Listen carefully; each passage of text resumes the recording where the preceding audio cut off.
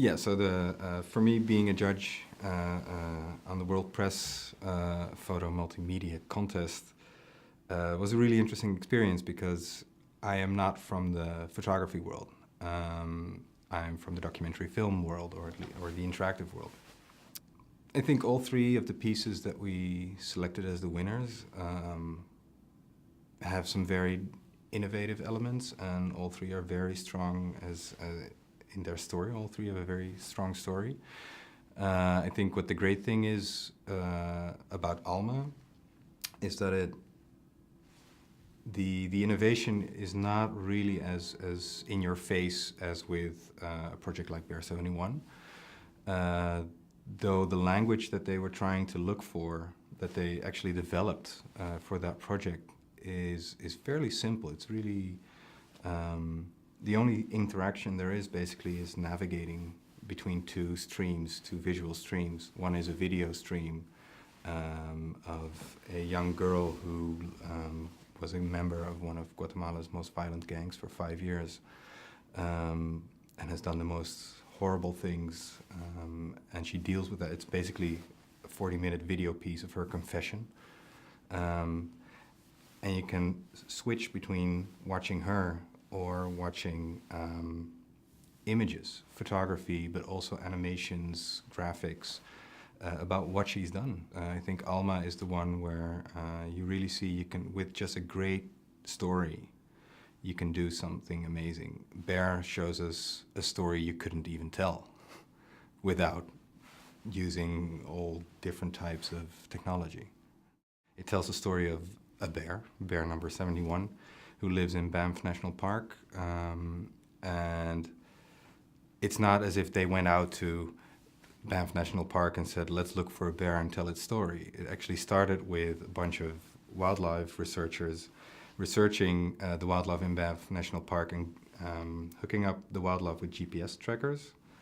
So the National Film Board, when they started with this project, basically they had tons of hard drives filled with surveillance footage and GPS data, all sorts of digital data about the national park. And out of that, they distilled the story of one bear, which is a huge, unimaginable achievement to get a story out of endless amounts of data, not unlike what a documentary storyteller does, by the way. And then the way they presented it is a second sort of unimaginable achievement. The whole platform tells and conveys how technology has sort of invaded not only the life of the animals and wildlife, but how it has also invaded our life and our space and our way of interacting and understanding the world. I mean, one of the things that has struck me over the last 5 years of sort of looking for these types of interactive narratives is that a lot of innovation in visual journalism and in visual storytelling is actually coming from radio. I think radio and photography are probably the most interesting spaces in interactive documentary.